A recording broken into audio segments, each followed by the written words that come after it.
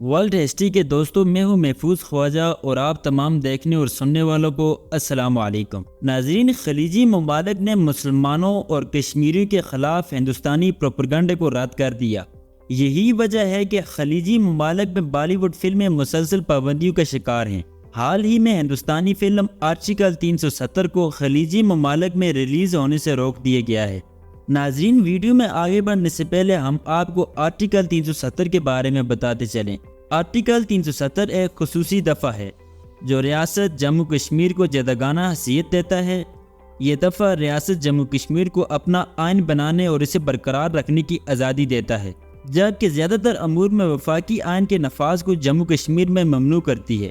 اس خصوصی دفعے کے تحت دفاعی امور، مالیات، خارجہ امور وغیرہ کو چھوڑ کر کسی اور معاملے میں متحد مرکزی حکومت، مرکزی پارلیمان اور ریاستی حکومت کی توسیع کو منظوری کے بغیر بھارتی قوانین کا نفاذ ریاست جموں کشمیر میں نہیں کر سکتی۔ دفعہ 370 کے تحت ریاست جموں کشمیر کو ایک خصوصی اور منفرد مقام حاصل ہے۔ بھارتی آئین کے جو دفعات و قوانین دیگر ریاستوں پر لاگو ہوتے ہیں، وہ اس دفعے کے تحت ریاست جموں کشمیر پر نافذ نہیں کیے جا سکتے۔ اس دفعے کے تحت ریاست جموں کشمیر کے بہت سے بنیادی امور، جن میں شہریوں کے لیے جائیداد، شہریت اور بنیادی انسانی حقوق شامل ہیں، ان کے قوانین عام بھارتی قوانین سے مختلف ہیں۔ مہاراجہ ہری سنگھ کے 1927 کے باشندگان ریاست قانون کو بھی محفوظ کرنے کی کوشش کی گئی، چنانچہ بھارت کا کوئی بھی عام شہری ریاست جموں کشمیر کے اندر جائیداد نہیں خرید سکتا۔ یہ امر بھارت کے عام شہریوں کی حد تک ہی محدود نہیں، بلکہ بھارتی کارپوریشنز اور دیگر نجی اور سرکاری کمپنی بھی ریاست کے اندر بلا قانونی جواز جائیداد نہیں حاصل کر سکتی۔ اس قانون کے مطابق ریاست کے اندر رہائشی کالونیاں بنانے اور صنعتی کارخانے، ڈیم اور دیگر کارخانے لگانے کے لیے ریاستی اراضی پر قبضہ نہیں کیا جا سکتا۔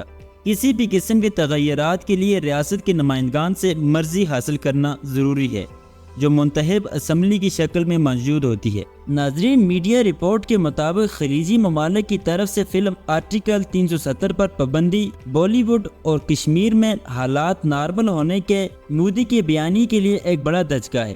بالی ووڈ فلم آرٹیکل 370 میں کشمیریوں پر ہندوستانی مظالم کی غلط اور من گھڑت عکاسی کی گئی ہے۔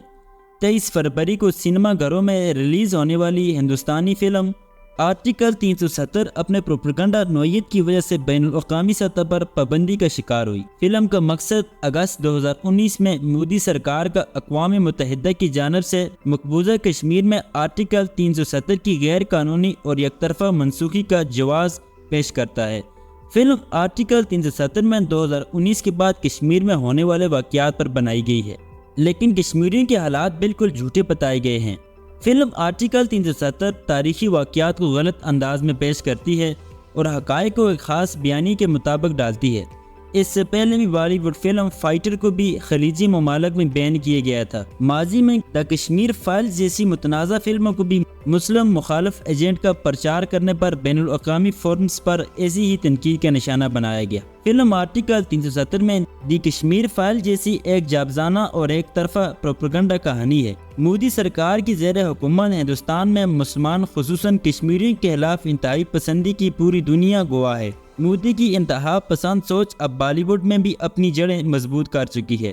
2014 میں مودی کی حکومت کے آنے کے بعد اب تک 40 سے زائد مسلمان مخالف فلمیں ریلیز کی جا چکی ہیں۔ بالی ووڈ کی پروپیگنڈا فلموں کا زیادہ تر موضوع کشمیر ہے۔ سینما میں اس طرح کی بیانی کشمیر اور ہندوستان بھر میں مسلمانوں کے خلاف حقیقی زندگی میں امتیازی سلوک اور تشدد کو بڑھاوا دیتے ہیں۔